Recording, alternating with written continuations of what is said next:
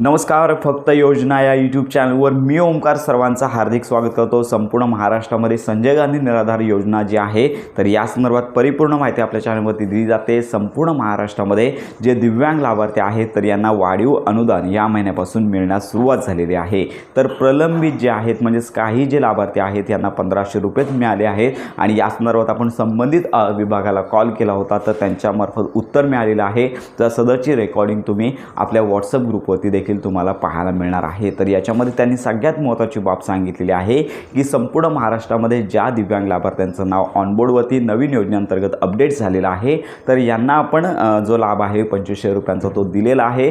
त्यानंतर उर्वरित जो 1000 रुपयांचा लाभ म्हणजेच काही लाभार्थ्यांना केवळ 1500 रुपये मिळाले. तर अशा लाभार्थ्यांची त्यासाठी जे दिव्यांग लाभार्थी आहेत त्यांना 1500 रुपयेच मिळालेले आहेत. तर त्यांनी त्यांचं दिव्यांग ओळखपत्र, त्यानंतर बँक पासबुक, त्यानंतर आधार संलग्न असलेला मोबाईल, तर ही सगळी माहिती घेऊन जवळच्या तहसील ऑफिसमध्ये जाऊन तुम्हाला नव्याने माहिती कागदपत्र सबमिट करायचे आहेत जेणेकरून तुमचं नवीन योजनेअंतर्गत नाव अपडेट होईल. आणि त्याच्यानंतर ज्यावेळी संपूर्ण महाराष्ट्रामध्ये असे लाभार्थी आहेत की ज्यांना 1000 रुपये अजून मिळणं बाकी आहे त्यांची कागदपत्रे लवकरात लवकर सबमिट करून घेत आहेत. संबंधित ऑफिस आणि संबंधित DBT पोर्टलवरती अपडेट करण्याचं काम सुरू आहे. यावेळी संपूर्ण महाराष्ट्रातील जे दिव्यांग लाभार्थी आहेत ज्यांचं डॉक्युमेंट अपडेटचं काम पूर्ण होईल त्वरित हा लाभ वितरित केला जाण्याची शक्यता वर्तवण्यात येत आहे. त्यांच्यामार्फत निश्चित अशी तारीख सांगितली जात नाही आहे पण जवळपास लवकरात लवकर संबंधित म्हणजे आजूबाजूच्या परिसरामध्ये प्रत्येक तहसील ऑफिसच्या अंतर्गत जेवढं क्षेत्र येतं त्याच्या अंतर्गत जे दिव्यांग लाभार्थी आहेत